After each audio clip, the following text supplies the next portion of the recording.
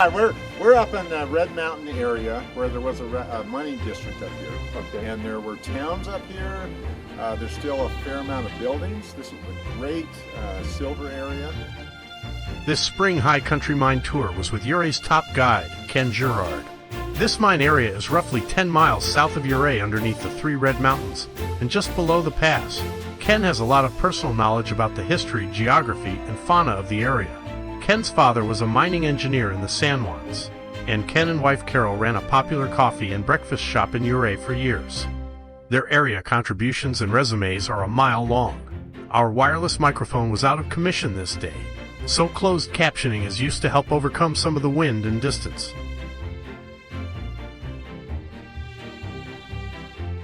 Okay, but that building here, these would be like mine shack buildings. There might have been boarding house. And then over here, the rail would come in, and these are chutes where they brought the ore down to load in either wagons, horse-drawn wagons early, and then ultimately they would get it up to the train and take it back out of here to mills, back over towards Silverton. So we'll get a close shot of this building in a little bit when we come back down this way.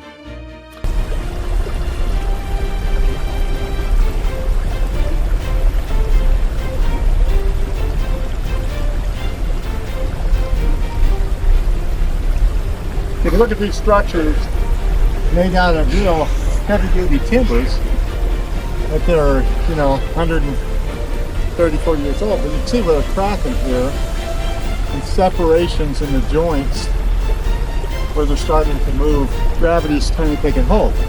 Snowpack, snow levels. You pan over to that building, you can see nothing's really level. It's on the edge of that bank over there. So it's kind of a unfortunate thing that these are mostly privately owned up in here, all privately owned, I think. Who's going to put the money into them to refurbish them? Because they're going away every year, a little bit more. Well, if you go in and you'll notice, this isn't plumb, nothing's level. It's real brittle old wood. And it was very strong, but you can move things, and so you have to be very careful walking these buildings because they're structurally, a lot of them aren't that sound. You see the floor joists there exposed. Over here there's some stairs going up, and then beadboard up on here, which was commonly used in a nicer building. This was a pretty nice building to have this beadboard like this. People love that now to put in their homes. Anyway, so you've got a staircase going up here, and they would usually have a wood stove, as they did in this one, and that's how they heated. Pretty airy buildings. We don't need air conditioning here. There's the air conditioning right there. The first thing you would do in this building is put something up there to keep the rain off of you. But it's a two-story building. So the windows and the views are incredible. And the miners did appreciate that, even though they worked long days. My dad used to work 16-hour days underground. But they did appreciate the where they lived and where it was. And you can see why. What's not to like? However, in the winter, in March, and February, it was brutal up here. Probably get 300 inches of snow a lot of years, and access was impossible. So you take all your food and supplies in October. Maybe not till April are you able to get out of some of these places. Yeah, this is a nice house. How many people lived here in this thing, do you think? I don't know. If it was a boarding house, there could be 10 people. There were some boarding houses that has 400 people in the area. Wow. That were big. Wow. It had cooks and everything. Yeah. These were smaller. Yeah. For a mine that serviced, maybe in this area there might have been 10 or 12 different mine adits that were operational at a given time. So whoever owned these claims might have this little boarding house, and then the next one might have one, and then congregate in little towns where they had post offices a lot of times, and little grocery stores and brothels and everything you needed. These are the San Juan Mountains of southwestern Colorado. Do you know the name of that peak right there? By chance? That series of peaks over there is Hayden Peaks. Okay. With South Hayden and North Hayden. Okay. Those are right about a little over 13,000 feet high. Yeah. All those you see over there. Okay. And there are mines back up on that side as well. That you can see some of them. I see one over there.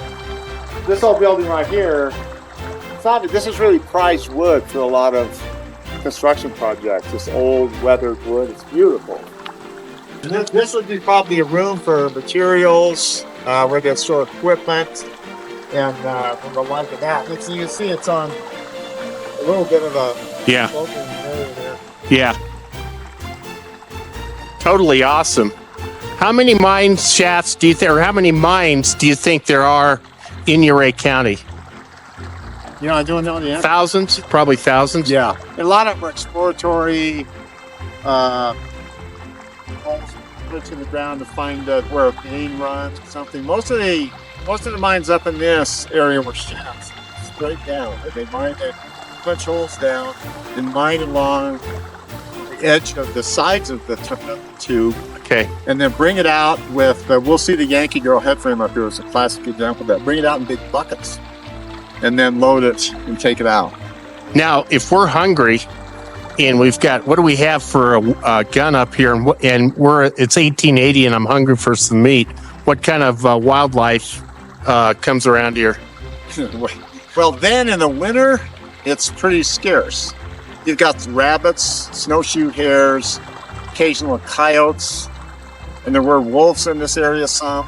Would you eat those? Would people eat? I suppose you would. Yeah, you would, but it wasn't the prime thing. They could get from down valley beef. And then when the rail came up here, then they had access to food and so on. The early guys, which started some in the 1860s, they would do a lot of hardtack jerkies and things like that, store them. It wasn't a great fare, but actual hunting up here in the winter is almost non-existent. In the summer, then you have elk up here, and you have deer up here. And of course, there's marmots and things. I don't know if anybody ever ate those, but there were deer and elk for sure. And hunting season for those now in our area is September, October. Yeah, you have archery in August starting, and then there's some fur bear, small game trapping and things like that start October, and then the rifle and all those hunts start in the middle of October and go through the end of the year through the end of December. Okay. We're walking up to a entrance to a mine, which is called an adit, or a portal. The adit's actually the part that goes back, but it's called a portal, a front where you go in. So you can see the wood structure there. That's how they supported the whole mine and going back. Because cave-ins and hard rock mining happened. My dad was an engineer, so one of his jobs was to shore it up so it was safe.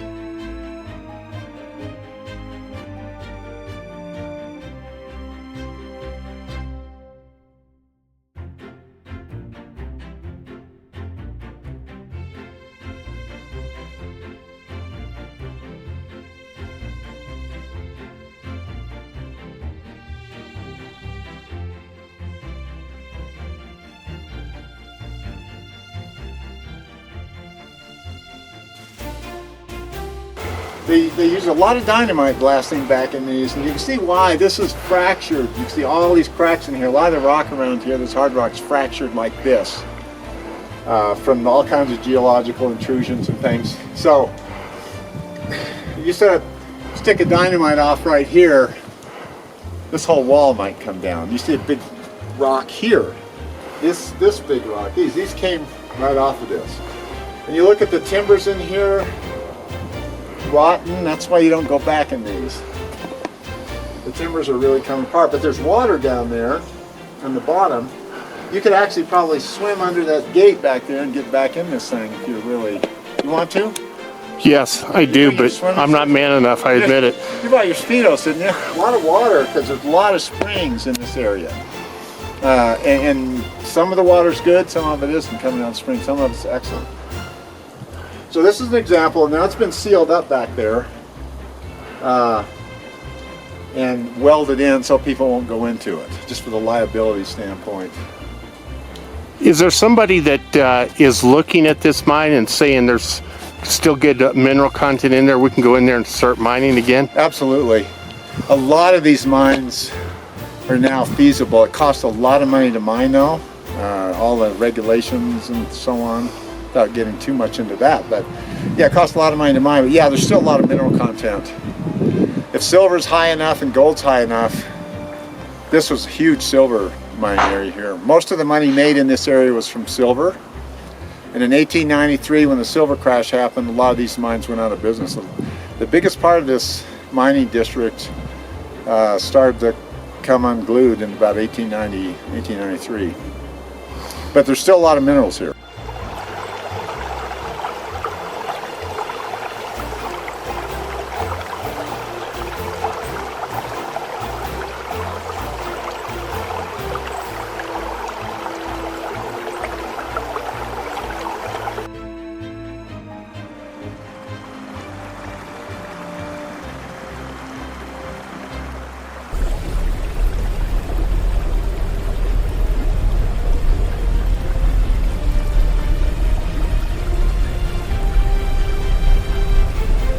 Now, how big's that mountain lion going to be? How? I would only today. You and me right now, if this guy shows up, this big cat. We would wish we had dogs. Can you bark? Woof, woof. You're going to be doing what you call post holing up here. That's when you're walking across snow, not knowing whether it's going to sink. So we would have snowshoes, but I didn't think about bringing them. So